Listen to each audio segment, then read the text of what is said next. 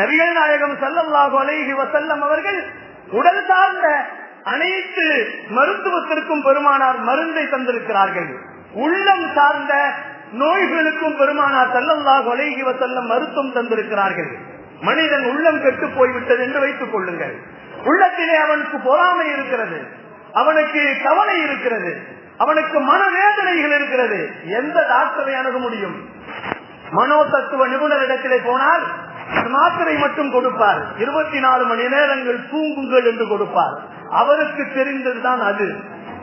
அவர் 24 மணி நேரம் தூங்கியதற்கு பின்னால் அவருக்கு என்ன கஷ்டங்கள் உள்ளத்தில் இருக்கிறதோ அது அதிகமாக்கப்படும். மீண்டும் அது அதிகமாக்கப்பட்டவன் நோயாளிகளாகவே அவன் கருதப்படுவான். கண்ணியத்திற்குரியவர்களே, கோபம் எனக்கு அதிகமா வருகிறது என்று ஒரு டாக்டர் இடத்திலே போனால் கோபத்தை தடுக்க முடியுமா? எனக்கு இச்சை அதிகமாக வருகிறது என்று சொன்னால் அந்த இச்சையை தடுக்க முடியுமா? அவர் தூக்கத்திற்கு மட்டும் மருந்து கொடுப்பார். தூக்க மாத்திரைகளை போட்டு தூங்க வைத்தால் அவனுக்கு எல்லாம் சரியாகிவிடும். பலதையெல்லாம் மறந்து விடுவான். புதியதாக அவனுக்கு வரும் என்று நினைப்பார்கள். கண்ணியமானவர்களே, அல்லாஹ்வின் நல்லடியார்களே, மருத்துவர்களால் அது மட்டும் தான் முடியும்.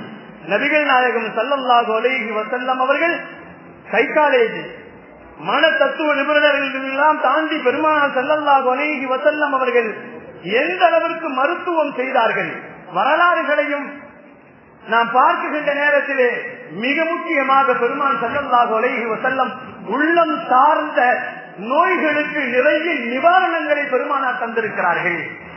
ஒரு